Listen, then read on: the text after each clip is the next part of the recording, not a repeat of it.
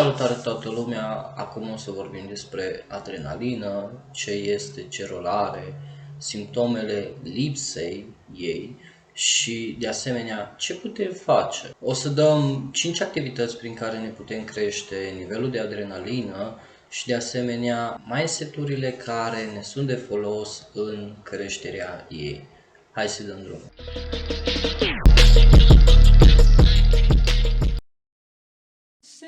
Adrenalina este un neurotransmițător cu rolul de a declanșa starea de fight or fly, luptă sau fugi, în momentul în care ne este pusă viața în pericol. Cum ne putem da seama că avem o lipsă de adrenalină în corp? Deficitul de adrenalină nu apare ca o tulburare medicală, cu excepția unui deficit enzimatic genetic, care e extrem de rar, dar putem zice că starea de plictiseală, monotonia ar putea fi un simptom, pur și simplu ești plictisit. În schimb, prea multă adrenalină poate să crească tensiunea arterială și bolile de inimă. Ce putem face pentru a ne crește nivelul de adrenalină în corp? Tot ceea ce trebuie să facem pentru a ne crește nivelul de adrenalină când suntem plictisiți și monotoni este să ieșim din zona de confort.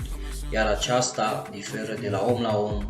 Zona de confort fiecare are pusă granița lui a zonei de confort și să ne expunem în fața unor situații riscante cu un mic pericol, pur și simplu ieșind din acea zonă.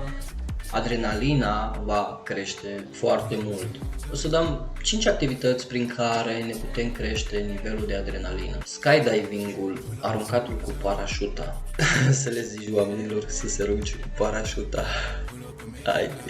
Urcatul pe munte, mai ales pe zone mai riscante, mai alunecoase și așa mai departe, sau alte câteva activități puțin mai safe, nu neapărat atât de periculoase, sunt să mergi într-un parc de distracții sau să participi la jocuri competitive, oricare ar fi acestea, vânătoare de comori sau așa mai departe, oricare ar fi. Exploratul, și aici mă refer la călătorii, a te duce în zone în care nu ai mai fost până acum și pur și simplu aceasta este o metodă safe, în siguranță, în care poți să îți crești nivelul de adrenalină în corp. Mindset-ul care ne ajută în creșterea adrenalinei este în felul următor. În momentul în care te simți plictisit, monoton și pur și simplu cu un nivel de adrenalină foarte scăzut, tot ce ai de făcut este să îți dai voie să ieși din zona de confort și să te supui unor situații sau activități stresante, riscante. Să te supui fricii prin activități plăcute și palpitante, oricare ar fi acestea. Pur și simplu tot ce ai de făcut este să ieși din zona de confort.